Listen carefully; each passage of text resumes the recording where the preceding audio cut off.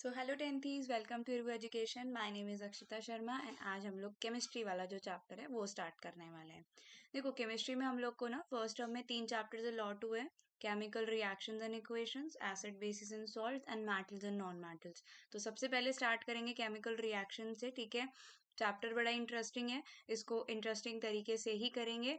बाकी के जो वीडियोस है वो भी जल्दी से जल्दी अपलोड हो कर दिए जाएंगे, तो इसीलिए जो है stay tuned for that particular thing. Physics और मैथ्स के लेक्चर के लिए आप गौतम सर के जो वीडियोस है वो कंसिडर कर सकते हो, सेम चैनल पे अवेलेबल है। एंड सेम चैनल पे हमारे बायोलॉजी के लेक्चर्स भी अवेलेबल है। तो जो भी चैप्टर है सब कुछ है, आपको किस में भी डाउट है, कुछ भी प्रॉब्लम है, आप कंसिडर कर सकते हो। दूसरी इंपॉर्टेंट बात यह है कि इरवो एजुकेशन जो है ऐसा नाम का ऐप आपको प्ले स्टोर पे मिल जाएगा, जिसका लिंक आपको डिस्क्रिप्शन ऐप जो हमारा लिंक जिसका लिंक हमको डिस्क्रिप्शन बॉक्स में भी मिल जाएगा, ठीक है। तो वहां पे हम जाएंगे और हमें फायदा क्या है जाने से। देखो, वहां पे अभी है ना, जो 10th के एग्जाम्स है जिनकी डेट भी आ चुकी है, तो वो आपका वहां पे उसका फ्री क्रैश कोर्स जो है वो अभी अवेलेबल है, ठीक है। फ्री क्रैश कोर्स के साथ साथ जैसे कि आपका जो वीडियोस एंड ऑल है चैप्टर की टीचिंग्स के अलावा आपको फ्री मॉक टेस्ट मिलेंगे, जो कि क्या है, टॉपिक वाइज है। तो आपको कोई भी टॉपिक प्रिपेयर करने के बाद उससे रिलेटेड टॉपिक वाइज क्वेश्चंस करने को मिलेंगे। और सबसे इम्पोर्टेंट बात है कि आपको टीचर्स के साथ फ्री डिस्कशन सेशंस मिल रहे हैं, ठीक है। तो आपको एक तरीके से ना पूरी प्रिपरेशन करवाई जा रही है 10th बोर्ड्स के लिए फ्री ऑफ कॉस्ट। तो जो हमारा ये एकदम फ्री ऑफ कॉस्ट चीज़ है, इसका आप जल्दी से जल्दी फायदा उठा लो, ठीक है। तो फटाक से भी आप डाउनलोड करेंगे इरवो एजुकेशन ऐप, जिसका लिंक आपको डिस्क्रिप्शन बॉक्स में भी दिया है, तो आपको ईजी रहेगा। एंड देन डाउनलोड करने के बाद आपके पास कुछ ऐसा इंटरफेस आएगा, ठीक है। इस इंटरफेस पे just down to your screen आप जाएंगे और यहाँ पे बैचेस का ऑप्शन आएगा। बैचेस के ऑप्शन पे आप जाते ही देखेंगे तो एक कोड आएगा, इरवू 10 कोड आपको वहां पे डालना है। बैच कोड मांगेंगे तो इरवू 10 आपको कोड वहां पे डालना है। आपको जो है बैच में एक्सेप्ट कर लिया जाएगा और आपको जो भी वहां पे हो रहा है सब चीजों का एक्सेस है। आप टीचर्स से क्वेश्चंस पूछ सकते हो, डिस्कशन सेशंस होंगे, तो सब कुछ आपको एकदम बहुत ही बढ़िया तरीके से प्रिपरेशन करवाई जाएगी, ठीक है। अब उसके बाद हम लोग चलते हैं हमारे चैप्टर की तरफ। तो हमारा जो पहला चैप्टर है that is chemical reactions and equation. अब देखो, हेडिंग से क्या पता लग रहा है कि यहाँ पे हम केमिकल रिएक्शंस के बारे में बात करने वाले हैं और इक्वेशंस के बारे में बात करने वाले हैं, ठीक है। तो लेट्स गेट स्टार्टेड देन। फिर उसके बाद देखो क्या है कि हमारे जो केमिकल रिएक्शंस है उसके बारे में बात हो रही है। तो देखो, जो सबसे पहले ये समझना जरूरी है कि केमिकल रिएक्शन क्या होती है ना। तो केमिकल रिएक्शन क्या है उसके बारे में बात कर लेते हैं। कोई भी चेंज होता है ना, हमने 9th क्लास में भी देखी है बात कि कोई भी चेंज होता है ना, वो दो तरीके से हम लोग क्लासिफाई करते हैं। या तो वो चेंज फिजिकल चेंज हुआ है और या फिर वो केमिकल चेंज हुआ है। जैसे अगर मैं बात करूं, फिजिकल चेंज के अंदर हम लोग क्या ले सकते हैं, फिजिकल चेंज से हम लोग ले सकते हैं बॉइलिंग ऑफ वाटर। पानी था, गर्म कर दिया। अब ऐसा तो नहीं है ना कि वो ठंडा नहीं हो सकता वापस, ठीक है। तो फिजिकल चेंज एक ऐसा चेंज होता है जो कि रिवर्सिबल होता है, मतलब जो जैसा था पहले उसको आप वैसा कन्वर्ट कर सकते हो वापस। तो ये हमारा boiling of water is a physical change. Chemical change क्या होता है, देखो जैसे मैं एग्जांपल दूं, रस्टिंग ऑफ आयरन, ठीक है। तो रस्टिंग क्या हो गया, रस्टिंग हमारा एक तरीके का ऑक्सीडेशन प्रोसेस हो गया आयरन के ऊपर, क्योंकि हमने उसको एयर में ऐसे ही छोड़ दिया था। अब उसका कलर, उसका जो पूरा केमिकल कंपोजिशन है वो बदल जाएगा उस सिचुएशन में, तो वो जो है हमारा रिवर्सिबल नहीं है। उसको प्रोटेक्ट करने के लिए हमको कुछ चीजें करनी पड़ती है जो हम फर्दर इस चैप्टर में पढ़ेंगे, ठीक है। अब देखो, फिजिकल चेंज जो है इजीली रिवर्स हो सकता है, लेकिन केमिकल चेंज रिवर्सिबल नहीं होता, ठीक है। केमिकल रिएक्शन जो है ना, वो केमिकल चेंज में हो चुकी होती है ना, और इसी वजह से वो प्रोसेस जो है वो रिवर्सिबल नहीं होता। तो यहाँ पे इन्वॉल्व्स केमिकल चेंजेस, है ना, केमिकल चेंज हो चुका होता है यहाँ पर। अब देखो, जो केमिकल रिएक्शंस होती है ना, उसके अंदर क्या होता है, नए सब्सटेंसेस बन जाते हैं और नई प्रॉपर्टीज उनके अंदर आ जाती है, ठीक है। नए सब्सटेंसेस बन जाते हैं और नई प्रॉपर्टीज आ जाती है उनके अंदर। जो हमारा केमिकल चेंज है, केमिकल चेंज के अंदर क्या होता है कि एक एलिमेंट जो है हमारा, वो चेंज नहीं करता अपना स्टेट ऑफ मैटर और ये सब हमारे फिजिकल चेंजेस के अंदर, लेकिन केमिकल चेंजेस के अंदर हमारा state of matter, temperature, everything can be change accordingly, ठीक है। फिर उसके बाद है एक रीअरेंजमेंट टाइप ऑफ हो जाता है एटम्स के बीच में जब भी हमारी केमिकल रिएक्शन होती है। फर्दर हम चलेंगे, हम एग्जांपल्स पढ़ेंगे, आपको समझ में आएगा कि ये सारे इक्वेशंस किस बारे में बात कर रही है। ठीक है, तो एग्जांपल देख लेते हैं जल्दी से। एग्जाम्पल है हमारा मैग्नीशियम ऑक्साइड वाला, है ना, जो कि एनसीईआरटी में सबसे पहले पेज पे दिया है। ठीक है, एक बात ध्यान रखेंगे, लेक्चर देखना जरूरी है। एक चीज और जरूरी है, दैट इज कि एनसीईआरटी जो है ना, उसको एकदम अपना कोर मान के, एवरीथिंग मान के उसको पढ़ना है। ठीक है, लेक्चर के right after lecture you have to consider NCERT. तो देखो, मैग्नीशियम रिबन जो है, जब हम आपका बर्न करते हैं ना, जस्ट जनरल एयर के अंदर जब हम बर्न करते हैं, तो डेजलिंग व्हाइट फ्लेम के साथ जो है वो बर्न होता है और क्या बन जाता है, व्हाइट पाउडर बना लेता है। ठीक है, ऐसा क्यों हुआ? क्योंकि यहाँ पर मैग्नीशियम ऑक्साइड बन गया है जो कि व्हाइट पाउडर के फॉर्म में है। अब बोलोगे कि मैम हमने मैग्नीशियम तो लिया था, मैग्नीशियम रिबन तो लिया था, लेकिन हमने ऑक्सीजन तो लिया ही नहीं, तो कहाँ से आया? क्योंकि रिएक्शन एयर के अंदर हो रही थी। ठीक है, तो इसीलिए मैग्नीशियम और ऑक्सीजन दोनों मिलके, ये तो आया फ्रॉम एयर और ये हमने जो है एज अ रिएक्टेंट यहाँ पे प्रोवाइड करवाया है। ठीक है, तो दोनों जो है आपके ज्वाइन होकर बना लेते हैं MgO, मैग्नीशियम ऑक्साइड। क्लियर है? ये देखो, इस तरीके से हम लोग जो है बर्नर पे लेके और एकदम मैग्नीशियम रिबन को बर्न करेंगे तो वो नीचे एकदम व्हाइट कलर का जो है हमारा सब्सटेंस बन के तैयार हो जाएगा। ठीक है, अब चलते हैं आगे। देखो, जब भी हमारे रिएक्टेंट्स और प्रोडक्ट्स की बात होती है ना, मतलब देखो, केमिकल रिएक्शन है या फिर जो है केमिकल चेंज है, तो उस चीज के अंदर ना दो सब्सटेंसेस हमारे पार्टिसिपेट जरूर करते हैं। एक तो होता है कि जो हमने रिएक्शन से पहले लिया था, है ना, रिएक्शन के पहले हमारे पास क्या चीज थी, और रिएक्शन के बाद जो वो चीज है वो क्या बन गई है।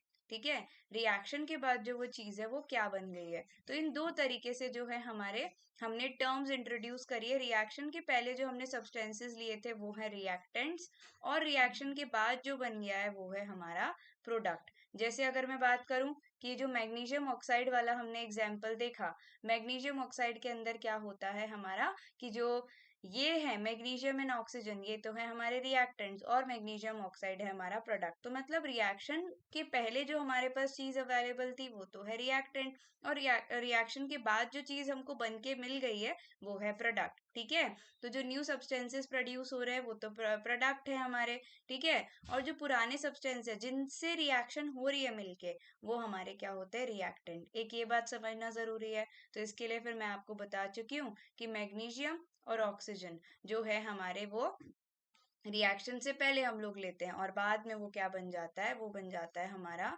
Magnesium oxide. ठीक है, ये बन जाता है मैग्नीशियम ऑक्साइड। ये बात हमारी खत्म हो गई। उसके बाद देखो आगे चलते हैं। अब देखो, हमारे ना केमिकल रिएक्शंस की कुछ कैरेक्टरिस्टिक्स होती है ना, कि कुछ हम एक हमको क्राइटेरिया होता है जिसको देख के हम पता करते हैं कि हाँ, केमिकल रिएक्शन यहाँ पे पक्का हुई है।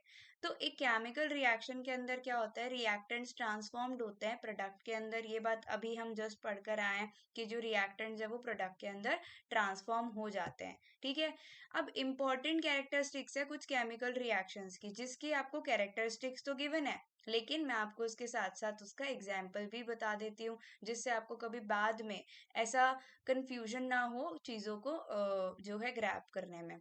तो देखो, सबसे पहले है कि जब भी केमिकल रिएक्शन होती है ना, तो इवोल्यूशन ऑफ गैस होता है। ऐसा जरूरी नहीं कि हर केस में ऐसा हो, ये अलग अलग रिएक्शंस के जो है फीचर्स हो सकते हैं, लेकिन ऐसा हमें देखने को मिलता है right after a chemical change. ठीक है, ऐसा भी नहीं है। अब देखो, इवोल्यूशन ऑफ गैस था, होना था, हो गया। अब पूरा टाइम तो वो होता नहीं रहेगा ना, तो we have to be attentive while we are doing a reaction. तो जिससे क्या हो रहा है कि जो भी रिएक्शन का चेंज हुआ है वो हमको तुरंत से पता चल जाए और ये पता लग जाए हमें कि अल्टीमेटली बन क्या रहा है। फाइन, अब देखो, इवोल्यूशन ऑफ गैस की बात करते हैं। तो इवोल्यूशन ऑफ गैस के अंदर क्या है हमारे पास, हम लेते हैं जिंक जो है हमारे ग्रैन्यूल, और उसको रिएक्ट कराते हैं अगर H2SO4 के साथ, है ना, तो क्या बनता है हमारा, ZnSO4 और हाइड्रोजन गैस।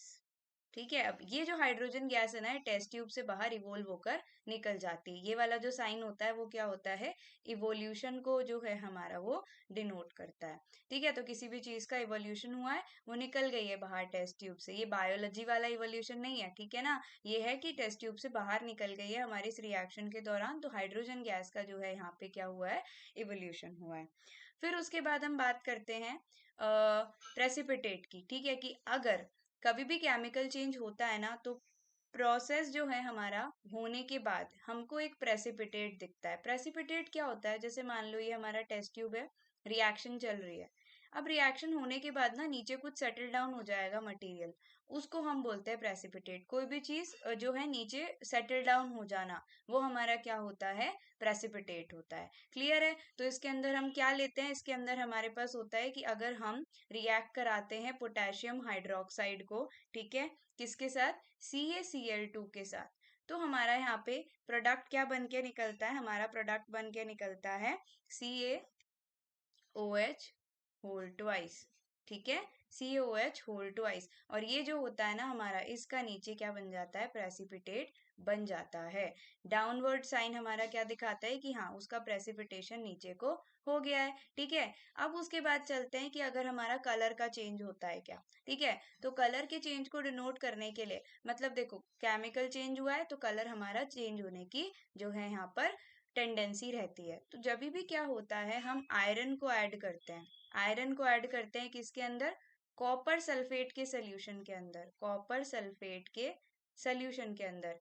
देखो कॉपर सल्फेट क्या होता है, हमारा ब्लू कलर का सोल्यूशन होता है। तो जब भी आयरन को ऐड करते हैं ना कॉपर सल्फेट में, तो क्या होता है, हमारा आयरन और सल्फर का रिएक्शन होने से इसका जो कलर है, टेस्ट ट्यूब में जो कंपाउंड है, टेस्ट ट्यूब में मैंने CuSO4 लिया, कॉपर सल्फेट, उसके अंदर मैंने आयरन डाल दिया, तो क्या होता है ना, धीरे धीरे कलर टर्न्स टू, जो हमारा कलर है that turns to light green, है ना, लाइट ग्रीन समथिंग हमारा कलर जो है वो यहाँ पर आता है। ठीक है, लाइट ग्रीन कलर जो है वो हमें देखने को मिलता है, हल्का सा जो है ग्रीनिश जो कलर है वो हमें देखने को यहाँ पे मिलता है। फाइन। अब देखो वो बोल रहे हैं कि अगर केमिकल रिएक्शंस होती है तो हमें चेंज इन टेम्परेचर देखने को मिलता है। तो चेंज इन टेम्परेचर का एग्जाम्पल देख लेते हैं। अगर मैं क्विक लाइम को रिएक्ट कराती हूँ ना वाटर के साथ, तो क्या बनता है, मेरे पास बनता है slaked lime, CaOH whole twice. ठीक है, ये जो होता है, अगर मैं टेस्ट ट्यूब को पकड़ के देखूंगी तो मेरे को ना टेस्ट ट्यूब पहले से हॉट लगेगी, तो मतलब ये कंपाउंड बनने से क्या है, temperature of test tube increases, है ना। ये क्या बढ़ा देती है, टेस्ट ट्यूब का टेम्परेचर बढ़ा देती है। ऐसा भी नहीं इतना गर्म कर दिया कि पकड़ने में नहीं आ रहा है, लेकिन हाँ थोड़ा बहुत जो है टेम्परेचर में राइज हमको देखने को मिलता है। ठीक है, अब उसके बाद देखो आगे बात करते हैं। बोल रहे हैं कि अगर कभी भी हमारा जो केमिकल रिएक्शन होता है ना, तो स्टेट ऑफ चेंज हो जाता है ना। जो स्टेट ऑफ मैटर है वो आपका चेंज हो जाता है। तो क्या क्या स्टेट्स है हमारे पास, गैसेस है, लिक्विड्स है और सॉलिड्स है ना। तो ये हमारे पास 3 स्टेट ऑफ मैटर यहाँ पे अवेलेबल है। अब अगर हमको देखना है कि हाँ रिएक्शन से पहले कोई और स्टेट था, रिएक्शन के बाद कोई और स्टेट था, तो ध्यान आ रहा है कोई एग्जाम्पल, देखो एग्जाम्पल क्या है कि हमारे पास है नाइट्रोजन गैस, है ना। यहाँ ये जो है, ये जो हमारे सिंबल्स है, ये हम आगे पर्टिकुलर चैप्टर में पढ़ेंगे। तो हमारे पास है नाइट्रोजन गैस, और मेरे पास है HCl का गैस, है ना, हाइड्रोजन क्लोराइड वाला गैस। दोनों को मैं मिक्स कर दूंगी ना, तो मेरे पास कंपाउंड बन जाएगा अमोनियम क्लोराइड, है ना, अमोनियम क्लोराइड। अब ये जो अमोनियम क्लोराइड है ना, वो हमारे होंगे सॉलिड ग्रैन्यूल्स। ठीक है, ये हमारे क्या होंगे, सॉलिड ग्रैन्यूल्स होंगे। तो ये जितने भी चेंजेस है ना, सब एक साथ हो या सारे ही हमेशा हो, ये पॉसिबल नहीं है। लेकिन जो है हमारे कुछ कुछ जो है इनमें से, या तो एक दो के पेयर में, या फिर सिंगल सिंगल जो है देखने को मिल सकते हैं। और उससे हमें पता लगता है क्या, कि जो है हमारी केमिकल रिएक्शन वो इस एरिया पे हो रही है। दीज आर द प्रूफ कि हमारी chemical reactions are taking place. ठीक है, उसके बाद बोल रहे हैं कि एनी ऑफ दीज कैरेक्टरिस्टिक्स जो है, कोई भी इनमें से कोई भी एक, वो हमें बता सकती है कि केमिकल रिएक्शन हुई है या नहीं हुई है। फिजिकल रिएक्शंस में ना ऐसी कोई चीज हमको देखने को नहीं मिलती है। ठीक है, उसके बाद चलते हैं हम आगे। कि हमारी केमिकल इक्वेशंस क्या है। तो देखो, केमिकल इक्वेशंस जो है हमारी, वो क्या होता है कि ये एक मेथड है केमिकल रिएक्शन को रिप्रेजेंट करने का। अभी हम जस्ट पढ़कर आए कि केमिकल रिएक्शन क्या होती है, फिजिकल रिएक्शंस कुछ होती है, केमिकल रिएक्शंस कुछ होती है, ठीक है। तो अभी हम पढ़कर आए केमिकल रिएक्शंस क्या होती है, उनको रिप्रेजेंट करने का तरीका, कि हमने कुछ सिंपल वेज के अंदर उसको देखा है ना, और उसको उसी वे में हम रिप्रेजेंट कर रहे हैं, उसको हम क्या बोलते हैं, केमिकल इक्वेशन। जैसे कि हाइड्रोजन और ऑक्सीजन को मिक्स करा तो बन गया water, H2 plus O2 mix करा तो बन गया H2O। इसके बाद का डिस्कशन हम करेंगे नेक्स्ट वीडियो में। Thank you.